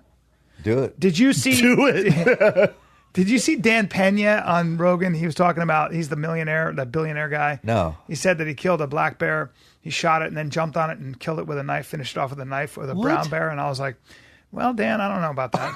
Dan sounds like a liar. What's Dan's background? Tough one. He's a billionaire and he's a tough guy. He was in the military but never saw combat. So he talked about how he had to fight. He had to kill game animals because that was the only way. He got run over by a fucking Cape buffalo, almost killed. And if you see him, he's the only guy I would actually kind of believe. You've seen skeptical Cam face? Yeah. I just saw it. I was going to say, jumping on a black bear that's wounded with a knife, it's a good way to get fucked up. Yeah, Cam's just being quiet. Cam's all. I hope someone frames that. Skeptical Cam face. He's like this. I don't know this guy, but all I just know is I've heard a lot of stories because people feel like they got to try to. There's a lot of Tommy Toppers, right? So I've heard some one-uppers. I've heard a lot of stories. Tommy Toppers, I never heard Tommy Toppers. That's a really funny expression. Yeah. He probably, in fairness, maybe his adrenaline was going so far. He killed the bear. Bear was dead, and he jumped on him, stabbed the shit out of him. I'm going to go with that. And the bear squirmed a little bit. I don't believe any of it. How about that? No, I don't know. I don't know. I don't just know. Going bad either. I just heard a lot of a few tidbits of the stories you just told. Yeah. Skeptical Cam. I don't know. Should we? That's a lot to absorb. Yeah, that's a ton. Sounds like the movies. People might hear my shit and just like. No, I can watch your video shit, on your. I can look you up right away. You could smell that water buffalo's breath and you shot it. I mean, I know what you did. What's the worst tasting meat you've ever had? And the water buffalo in Australia, we killed old bulls, and because they're not native, you can kill as many as you want. You don't even need to take the meat. They just want them dead. Wow. Like the government actually will fly over parks out of helicopters, just shoot them and leave them. Damn. So anyway, we killed old bulls, and me and my buddy Adam Greentree and Owen were there, and our plan was we're going to live off the land. We're not going to take any food. So we're going to live off the land. We'll kill buffalo, we'll catch fish. We don't need food. Well, so we had these buffalo. We had to eat them, right? Backstrapped, usually the best cut of meat. And, we would cook it up, take a bite. I'd be chewing it. I'd be out shooting my bow for a half hour, chewing the same piece of meat. Oh, jeez. It's like beef jerky. That was not good. It was that tough. It was that. Now, when you were fishing for, did you see any crocodiles? Oh yeah, because you're in the outback. Yeah, you'll die. Yeah, that was we made a mistake there. It was so hot. It was 115, 120 Fahrenheit, 90% humidity. I was there in December, and it's just brutal. But we were so hot because we were walking around. We couldn't find water because every water source the buffalo had been in and pissed in, and just like we were like really struggling. And so there's this little creek. We're like, God, we don't see any crocodile slides. It looks pretty good. So we got in there. We were swimming or whatever. Dude. Adam later said we were really stupid doing that because we couldn't see where they slid in, assumed and we couldn't see eyes, sticking above the water. Yeah. He goes, he's been back in there and they're just loaded with crocodiles. Fuck. Yeah. So you were in the creek. What do you mean creek? Describe creek.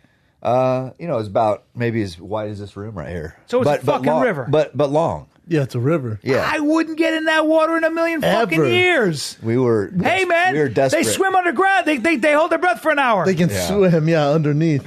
When you're going with a group of guys, and then I fought one off, and then I stabbed it to death. God, and jumped on top. I did. Man, look at my face. I believe. I kind of believe that. Yeah, I believe that, Cam. I believe Cam. When you go with these guys, I'm assuming there's not much complaining going on. Like when you couldn't find water, no one's complaining. Tough guys. Yeah, all tough dudes. Tough guys. Yeah, you don't want to be with a freaking complainer. Like me. There's no way. Is there any way we can get a cappuccino? Not me. I just shut down. I just quit talking instead of complaining. I literally just quit talking. But situations like that, I think we need to be put in situations like that because we can appreciate what we have here. Mm-hmm. It's just like you get in a situation like that and you pretty much either you get tough or you die. Yeah, you got to get tough. Yeah, there's you can't tap out. There's no. It's just like this is what we do. Mm-hmm. We signed and so I like situations like that. I like putting myself there, and it's just like that's how we develop who we. Challenge. You like the I challenge. guess the highest level of who we can be. Mm-hmm. And so those guys, I love. You said you like hanging out with the guys, and it's that type of stuff, that camaraderie, and especially when it's really hard, that it bonds you. It does. Yeah. I mean, you can go on. Sounds fun to me, man. You can hang out with somebody here in LA for months. Mm-hmm. You go on one hard ass hunt where it's like it's you find out who they are. For a couple days, you come back, you got a bond that's almost unbreakable. Oh, shit. You take your friend up, you want to find out some LA fake people, take your friend up a hike, the fucking Runyon. Temescal. Yeah. Oh, my God. I can't be your friend, man. Yeah. 10 minutes. And I have Gatorade. What are you complaining? Yeah. Well, one of the things that I really appreciated was the two times that Joe and I are the most miserable was in the Missouri breaks. Prince of Wales, too, and right? in Prince of Wales. Yeah. Where it rained. We had gale force winds and at one point, it was the morning, and Joe was so cold, and he was wet. Yeah. He was just wet because he didn't take the precautions. I was fetishistic about keeping dry. Okay. But you couldn't really keep dry because the humidity was 100%. So even in your tent, everything gets wet. Yeah, condensation. And he was so cold that he was shaking and just talking, and he was talking, and his lips his lips were shaking back and forth, and it looked so weird. It looked like one of those weird like cartoons, acid dreams, yeah. where it's like altered states, like you know. And but those moments where you're fucking freezing, you're not building the fire because it's raining, you got to go out there and bushwhack, you're not going to catch deer. All you got is humor. Yeah. And all you got is you're hunkered down in the rain and it sucks. Just the dudes. And man, it brings out the comic in me. Dudes. Just the dudes, brother. I love it, man. You're pooing outside. I took a bath in that stream. The whole thing was fucking weird. Sounds But cool. beautiful. Cam, I know you got to get to Riverside. How much longer do you want to do current events or you got to get going? We don't want to make you late for Clint Eastwood's son. We don't want that. I think we're good. Oh, let's see. 10 more minutes? Yeah. Should we do some current events? Let's do some current events. Let's get We'll just do current events and we get Cam out of here. get Cam's point of view on this. Actually, the first one I wanted to get your takes on that whole towel gate. The 1.2 pounds. Oh, yeah. That controversial 1.2 pounds. Yeah, between DC Daniel weighing Cormier in. And Anthony Johnson. My thing about that is that everybody was there and everybody was watching and nobody said anything. So Exactly. fuck it. And by the way, did he push down on it? Yeah, he to get pushed that? down on it. Yeah. It's a trick a lot of wrestlers would do, but at the same time, it's like, So do they go back in and say, okay, hold this really tight yeah, how and stupid let me push is it? down? Yeah. And DC was going to win that fight, whether it doesn't matter. I mean, so Yeah. I get it, but there are a lot of people watching, and the time to stop that would have been like, "Excuse me, sir, you're touching," and nobody did. Yeah, that's the New York. That's We'll let on it New York slide. Commission. It seems weird. On the great whole, DC. The whole thing. What the issue is the towel gate, the ref with Chris Weidman, Musasi, Anthony Rumble Johnson retiring. It was just this UFC 210, the shit show. Yeah, it was. Like it was just this gong show of just it overshadows DC beating Rumble Johnson. It sucks, man. Yeah. But we're talking about all these other X factors and not how great DC is. And it kind of sums up his career. The last New York you're one right. was that where Ronda got KO'd, right? Um, Was she there? the last New York one, or was is, that Connor? The last New York one is In Madison when Square Garden. Madison Square Garden. That was Connor. Oh, Connor. Yep, Okay. that was Connor. And then remember, Rashad got yanked off the card. Yeah, that's like right. the day before That's or right, something. that's like, right. Weigh-ins. Yeah, It was, again, another shit show. Yeah. And then before, but also remember, Holly fought Durandamy there. Jermaine Durandamy there, late hits. and it was the late hits. Yep. If you remember Oh, was that Yeah. was that there? Yeah. Two times, first and Yeah. second round, really Yeah. bad, Yeah. really bad. Just New It's York. just, I not don't know. good. Yeah, growing pains. What do you got? All right, the next one is this is in Florida. There's something called Fresh Express salad packets where they have those prearranged salad things. I've gotten Yeah. those. You get like Yeah. spinach. Found a or dead whatever. bat in there, huh? Two. There's two Two? different ones, and they both cases they ate a little bit of the salad already. Oh, So they were calling the whole thing. oh man. And they got tested for rabies, Yeah. just in case. But they said that so far they don't believe any. You ever have any? rabies. You ever eat bat? I have not had bat meat. No. Probably pass on the bat, huh? No bat. You They're flying mice. For You God's ever sakes. catch like field mice because you're so hungry? No. Rabbits though, you ever shoot a rabbit with your bow and arrow? I feel like he's I too good of a have. hunter. You have. Yeah. Yeah. Eat some rabbits sometimes. Yeah, when I was a kid. Yeah. Yeah. As a grown ass. But what man, animal have you probably pass on the shot in rabbit. desperation because you're hungry and you're trying to live off the land? Let me think. Man. In Australia, we just were trying to find anything. So the closest thing I came to being desperate is we went into this old village, and they had Killed an old guy. they had a little refrigerator with a freezer, and it had frozen hamburger patties. And nobody lived there. This is in the middle of nowhere, but the government there in Australia puts up these solar towers and provides electricity. But still, it's not that cool to live out there, and it's even for the natives. Yeah. So there's nobody there. But we found some hamburger patties, so Yeah, that was that was- desperation. hell yeah, That's it's desperation. So we cooked those up, had some old tin foil, and I had them in my pack. And it's just like, okay, a regular hamburger patty, this is like gold back here, right? Yeah. We're eating tough as leather buffalo. Hell yeah. So we're sitting there by this water hole, and I'm like, well, I think I'm going to have my hamburger patty. So I get it out. I take out the tin. It's covered in ants. I mean, so many bugs in Australia. So it's just like, completely covered in ants. And I'm just like, nope.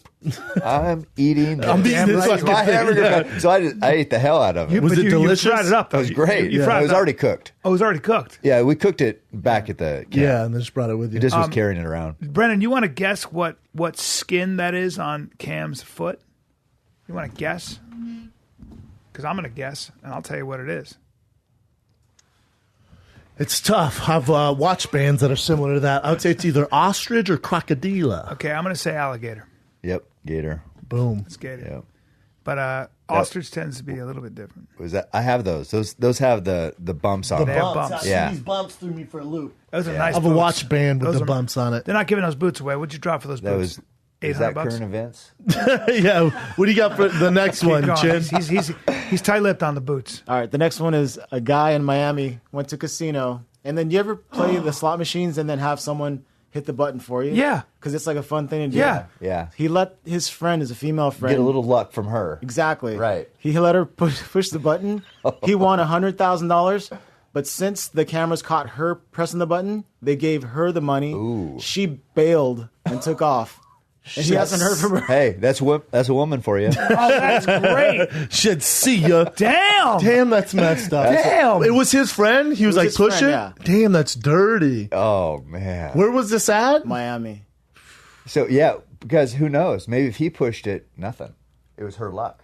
Dude, Yes. how jacked up is point. That's the that? rules. I had no idea that's how I didn't know that was the rules. And that was his player's card, too, that he used. Oh, that's No, it kind of doesn't matter. silly. Don't ever Because touch my that's buttons. If anything, that you should at least split it, but not give that woman all the money. She took all of it. She took off. She mentioned something later on, like she was freaking out, that they would give it to her. So she Yeah. was scared, so she had to leave. And she took the money. That's $100,000. But I mean, I think she's just taking. Yeah, no, it sounds like Taking she's that just a money. bad I was afraid for my life. See ya. bad Wow. person. That hurts. What else you got, Chin? All right, this is a sad one. Bitches be crazy. This little kid, he's 11 years old. Oh, he had a Jesus 13-year-old girlfriand, and she Jesus Christ. did a prank that she wanted to kill herself, and that she killed herself, but she didn't. And then she used her friends', social media accounts, showing proof that she killed herself. He ended up killing himself because of it. Oh my God. Holy. How did he kill? Suicide. He hung himself. I can't think of anything worse. He's Little boy 11. kills her after a girlfriend online. Can't So, think of anything so worse. she just freaking was bullshitting. It was like a prank. yeah, it was a prank. And then he was like, I'm in He's this like, till the "Don't- end. Yeah, don't do this. And then she ended up saying that she's going to kill herself. And then her friends on her social media account said that she killed herself. Can the girl who did the prank, is she hold accountable in any She's way? a minor. She's But 13. even as a minor, They said no. I don't think. They won't even release her name. I can't think of anything worse. I mean, it's just, what a savage though. Wow. To freaking Why? What a savage The kid? yes, because your girlfriend commits suicide, so he joins her. it's Amigo, I hate to tell you, there's a lot of fish in the sea. You won't even remember. He's 11. her. He didn't know what the hell. I want to that's just change sad. subjects because Donald Trump has made it legal to shoot bears during their hibernation. Right. That's what it says there. Can we just look at that and get Cam's point of view on that? Sure. While they're sleeping. Now we're Yeah. talking about hunting. Now, see what that is. It's I mean, anything negative, they're going to put Donald Trump's name to it. Yes, But they what are. this is for natives up in Alaska. This is a tradition. It's a ritual. Okay. And so they go in. Hunters don't go in and kill hibernating bears. Right. But the natives there, they kill. That's how they kill polar bears, right? They kill anywhere. I'm not sure, but they kill anywhere from. It's a small amount, 5 bear a year sometimes. So it's just like it's not happening. a big deal. It's not happening. And when they go in there, they usually use a spear or a knife or something like that. But it's only natives. So that's all that is. Yeah. And So it doesn't affect the hunters. no, or you at because all. I did research on this because I was like, what? People were asking me about this. I'm like, what is this? And anyway, it's just that's all it is. And it's natives have these traditions. That's what they've been doing, and that's all. I mean, people don't go up there and hunt. And Hunters wouldn't I mean, do you it. can't find a den. It's covered in snow. You know Yeah. what I mean? I mean, Yeah. It'd be so a tough go. Yeah. It's also really fucked up. it's just a headline. Because I had read that the Inuit would stab seals and they needed really hard bones. So what they would get was they'd use polar bear bone Yeah, for their spears. And, well, how would they kill polar bears? They would get them when they were sleeping. Is that right? And you got to know where they're sleeping. Have you how heard they're that, sleeping. It's Cam? pretty wild. I haven't heard that. Yeah, it's in The Secret of Our Success by Joe Heinrich, who looked at their Right. culture and stuff. But I know more about my style hunting. I don't know about traditional native. They They very they're well gonna could have to do yeah. some. Well, they're gonna have to do some funky stuff. Yeah. First, they're gonna kill the bear while he's hibernating. Right. yeah, I mean, you don't Yeah, want what do to. you- You're not going to kill a polar bear with a bow in there, Donald Trump would. Unless Have you're you you. hunted polar bear? No, I haven't. No, that's an Do expensive. you want hunt. to hunt a polar bear? I mean, I would. It's just You could raise the money. And They might be the most dangerous bear, right? man. I've heard that argument before, but I don't know. It's just because they're white. I don't know. Brendan. Brendan. Come on, man. Listen. Come on, man. I'm not a hunter. I'm just Don't saying. turn this into a I'm racist outside thing. looking in. Bro, you're turning into... Why are they so aggressive? Because they're white? No, man. What about listen, the black bear? Brendan, they're primarily meat eaters. They're just, used I've to heard that. those black bears are crazy. They're used to that white privilege. So Yeah. you get in there and they're just like, hey, I'm not having this. All of a sudden, they're the most dangerous because they're white. Brendan. Brendan, I heard those black bears that gang up on you. Brendan. Well, this got weird. We should probably end it there. I guess that the bottom line is white bears are better than black bears. Is that what you're saying? Well, that's what Cam said, not That's me. what Cam He's the said. hunter. Cameron Do you have Haynes, any man. more, Chin? That's it. Is that it? That's hilarious. Well, Cam, you, dude, I've wanted you on the show for a while, man, since we're on the companion, because you're just a fascinating dude, and you're thank such you. a badass, man. And you followed through on your word when you were like, dude, I'm going to get you a pair of those shoes to run in. I was like, sounds good, because they're impossible to find. I'm man. insulted and that he, I didn't he get brought my them, shoes. bro. We got 'em. Let me Dude, see those things. and you know what, Cam? You've inspired me, and I swear to God, I'm going to sign up for a marathon this year. Are you? I'm going to do it, man, yeah. Sweet. I've been looking for a reason. You're the reason, That's my a man. sturdy shoe. Now, do you That's hunt a- with this shoe, or you just No, run that's with a this trail shoe? running shoe. What shoes? What boots do you use to hunt? That's important. Under Armour. Under Armour boots. Yeah. Yeah. Okay. These are so badass, man. Yeah. The Kanye West of hunting. That's what I call him. He's his own shoe. And I think that's supposed to be a compliment. You I do think. That's a have your- huge compliment. Oh, okay. No. Yeah, you're. And you remind me of Kanye because you're full of yourself. You know how you're always bragging about Right. being awesome. Yeah. Before we let you go, did you help design these? How'd this work with Under Armour? No, they've sort of just customized them. They got Roy Tuff, which is my buddy who died hunting, who I grew up hunting with, and then they got Keep Hammering on the tag. How did he die? He fell sheep hunting, fell off a cliff. All sheep. They say that's the hardest, from what I heard from Yeah, Manila. it's. I mean, They can see you a mile away. I mean, They can. That's their defense mechanism. Is basically they get in the roughest country and they just visually are looking down. And it's just like they're hard to get close. they have to. better eyes by far than we do. Or Yeah. Oh yeah, for sure. What has the best eyes? Eagles. Antelope. Oh, I don't know about birds, but I know as far as species go, or big game animals, antelope. Kim, They say it's like 10 times our eyesight. Which I didn't realize they can run. The American pronghorn antelope can run 65, they think maybe even 70 miles an hour. Some of the They can females that are fly. lighter, They 70 can miles an hour, fly. and can keep that pace up for like more than 20 minutes, which is fucking That's nuts. impressive. Yeah. That is Yeah. cool. I mean, Yeah. that's a pronghorn. You started an animal show, bro. Well, I listened to Dan Flores. Hey, wrote Cam, this. let me ask you before we let you go though. How did you even get the relationship with Under Armour? Like, how's it come about? They work with The Rock, Stephen Curry, and you. Yeah. And I've been with.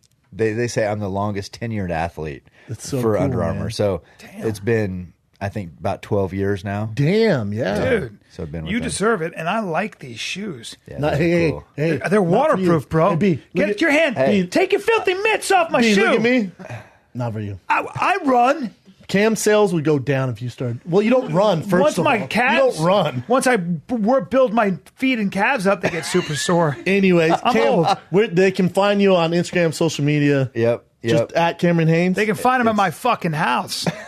It's at Cameron R. Haynes on Instagram, and then Cameron Haynes at Facebook. And he's all over. You guys can't miss him, man. He's a great follow on Instagram or Twitter. So check him out. We can't thank you you. enough, man. You're such a badass. Thank you for having me. You're a good man, Appreciate brother. it. Thank you. Thank you. Appreciate it. I got you some glasses. Look at. I hope you did. Cameron Haynes, what a gentleman, what a great guy. And I want to just really quickly talk about just some pro hunting facts. Through state license fees, through state licenses and fees, hunters pay $796 million a year for conservation programs. Again, hunting supports 680,000 jobs from game wardens to waitresses, biologists, motel clerks. Once again, I said this before, 11% tax on guns, ammos, bows, and arrows generates $371 million a year for conservation. And altogether, if you look at when tallying up the various fees, licenses, and taxes, hunters raise $1.6 billion for the environment and for our national parks. So that's very important to keep in mind. And I just wanted to drop that as somebody who's hunted before, and for people who have blind sort of hatred for all hunting and stuff. A lot of that hatred comes from them just not knowing the That's right. facts, That's too, right. right? Like they're That's reading right. one side of the argument. Correct. I mean, sport hunting, for example, They're not in being Zambia- open-minded. That's right. Like, dude, don't get me wrong. There's some more on hunters, but in general, you can't just lump those hunters such as Cam Hanes into that group. Yeah, it's if you really love animals, what would seem counterintuitive is to support hunting. If you really love your environment, what would seem counterintuitive would be to support hunting and hunters in the hunting industry. But in fact, it might be, certainly in this economy, in this world, the best way to preserve the the wilderness and grasslands and forests. That is the best way to support it. Go by the way of the marketplace and the economy. A lot of times that's a good drop of knowledge, especially with Cam Hanes being out here, man. One of my faves. B. Yeah, buddy. We are going to be in Nashville for one night only at Zanies. Correct. And that is April 19th. That's right. At Zanies, one night only, Nashville. Get your asses to Zanies in Nashville. The Final Kid is live. If you live in Vancouver, you live anywhere around Vancouver, May 4, May 5, May 6, I'm at Comedy Mix in Vancouver, and it's a great club, so come on by. I think tickets are going already pretty quickly, so get your tickets. Go see Callan now in Vancouver, and then I am at the Ice House on May 3rd. One night only, May 3rd, breaking down Big Brown Breakdown live. UFC 211, Canelo and Chavez Jr. will be included in that. And then the next night, I'm in Las Vegas, May 4th at the Hard Rock Hotel. That bitch is almost sold out. Hard Rock at Vinyl, May 4th, Big Brown Breakdown live from Vegas. Get your tickets now. Get your tickets. TFATK.com for everything. We'll have Skeptical Hippo coming back in another shirt. So TFATK for everything you need. This is The Final Kid with Cam Hanes. We're out.